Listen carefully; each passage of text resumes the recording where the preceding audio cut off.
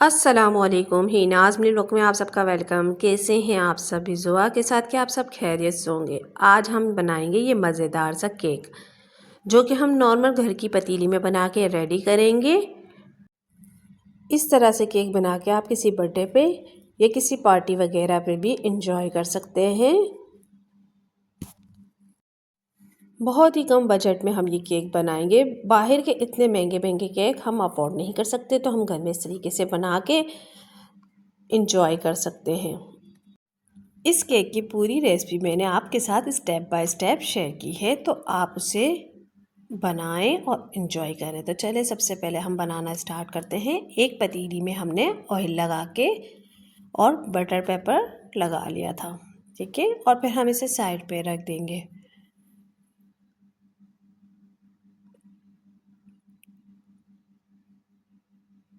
अब यहाँ 1 कप मैदा लिया है। अब मैं सब मेजरमेंट इसी ही कप से ले करने वाली हूँ, ठीक है। तो बहुत ही इजी तरीका है कि कोई चीज़ हमारे पास नहीं है तो इसका मतलब ये नहीं कि हम बना नहीं सकते।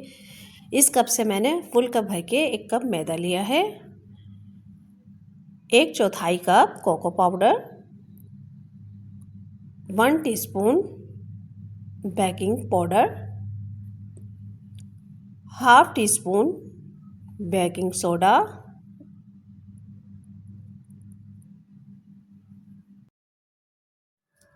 नमक लेंगे 1 टीस्पून,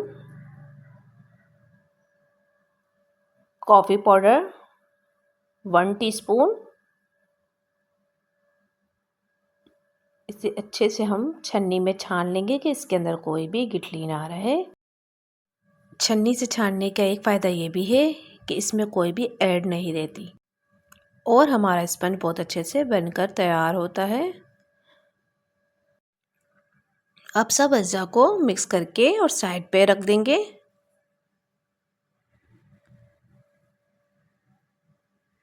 यहाँ मैंने लिए हैं 3 अदद अंडे रूम टेम्परेचर पे। बस ये ख्याल रखिएगा कि अंडे ठंडे ना हों, रूम टेम्परेचर पे हो। अगर फ्रिज में रखे हुए हैं तो आप पहले से अंडे को निकाल के बाहर रख दें। अब अंडों को हम अच्छे से बीटर की मदद से फेंट लेंगे। अच्छा, अगर बीटर नहीं भी है तो आप हैंड विस्कर की मदद से अंडों को अच्छे से फेंट लें। अब यहाँ मैं इसमें थोड़ी थोड़ी करके चीनी ऐड करूँगी। चीनी मैंने पीसी हुई ली है। अब जिस कप से मैंने मैदा लिया था उसी कप से चीनी ली है। चीनी मैंने 3 हिस्सा ली है 1 कप का।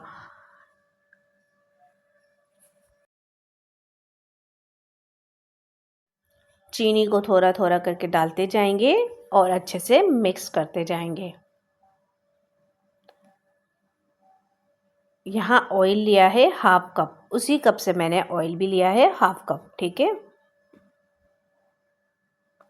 इसे भी अच्छे से मिक्स करेंगे।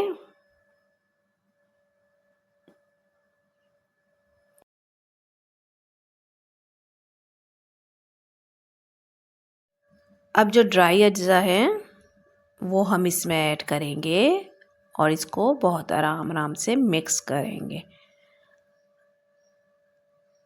ज़्यादा तेज़ी से हमें मिक्स नहीं करना, क्योंकि जो हमने अंडे की झाग बनाई थी वो बैठ जाएगी और अगर वो बैठ गई तो हमारा स्पंज फूलेगा नहीं, ठीक है।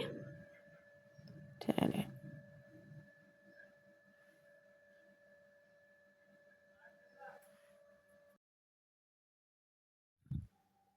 अच्छे से मिक्स करने के बाद अब जिस पतीली में हमने ऑयल और बटर पेपर लगा के रखा था इस बैटर को हम उसमें डाल देंगे।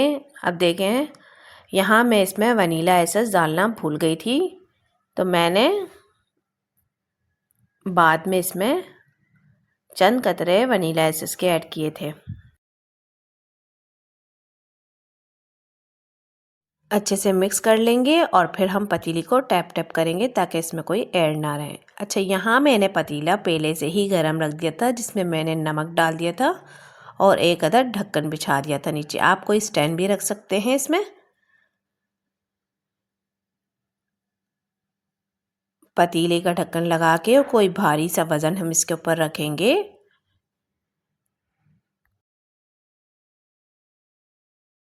अब 5 मिनट के लिए हम इसे तेज़ फ्लेम पे पकाएंगे और इसके बाद हम फ्लेम मीडियम लो कर देंगे और तकरीबन 50 मिनट के लिए हम इसे लो फ्लेम पे पकाएंगे।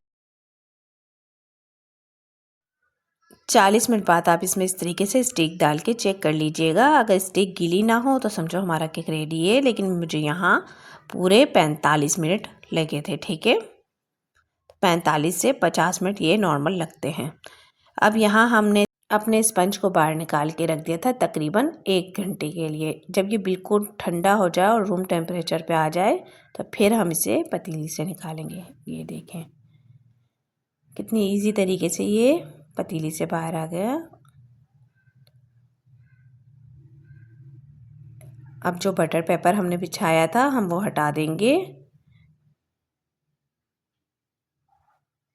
देखिए कितना अच्छा और फुला फुला स्पंज रेडी हुआ है।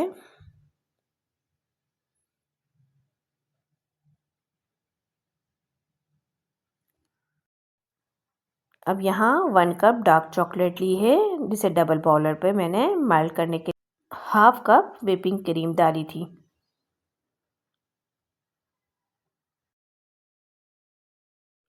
बीच बीच में हम इसमें चम्मच चलाते रहेंगे जब तक कि अच्छे से मेल्ट ना हो जाए। अब यहाँ देखिए हमारी चॉकलेट बहुत अच्छे से मेल्ट हो गई है, तो हम इसे ठंडा करने के लिए रख देंगे रूम टेम्परेचर पे। जब ये रूम टेम्परेचर पे अच्छे से ठंडी हो जाएगी तो फिर हम इसको बीटर की मदद से बहुत अच्छे से फेंट लेंगे।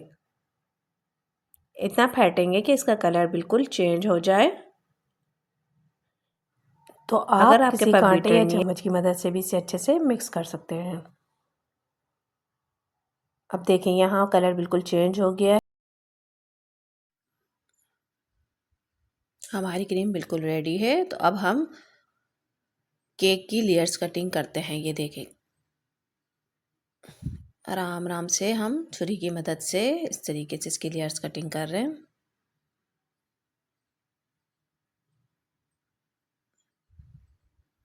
देखें स्पंज कितना अच्छा बना है हमारा। अब हम दूसरी लेयर्स भी कटिंग कर लेंगे।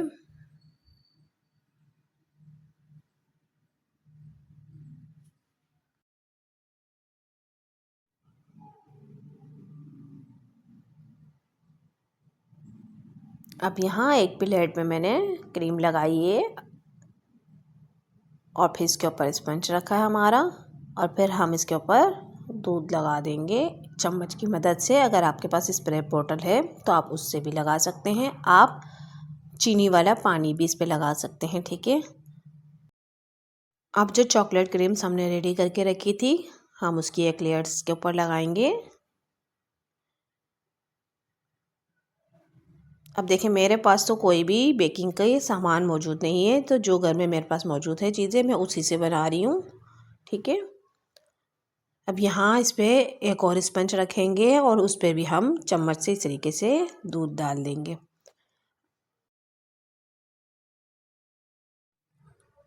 और फिर एक लेयर चॉकलेट की लगाएंगे।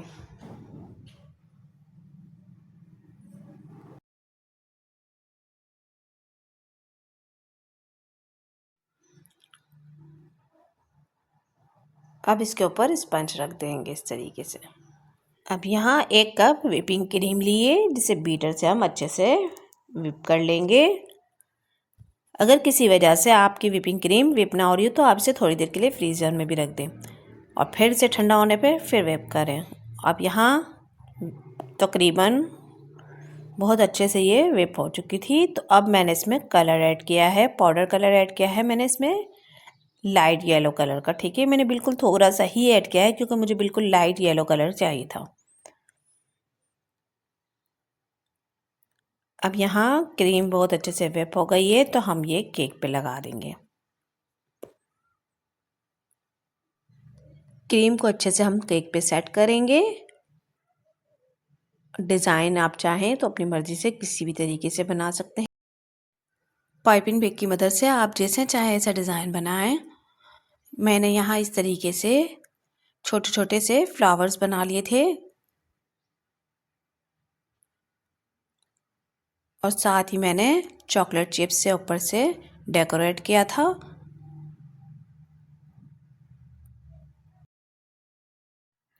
हम अपने हाथ से इस तरीके से केक बना के किसी को बर्थडे विश करते हैं तो उसकी खुशी ही एक अलग होती है। चलिए, तो यहाँ हमारा केक बिल्कुल रेडी है। मैं इसे आपको काट के भी दिखा देती हूँ। बिस्मिल्लाहिर्रहमानिर्रहीम, ये देखें बिल्कुल सॉफ्ट बना था।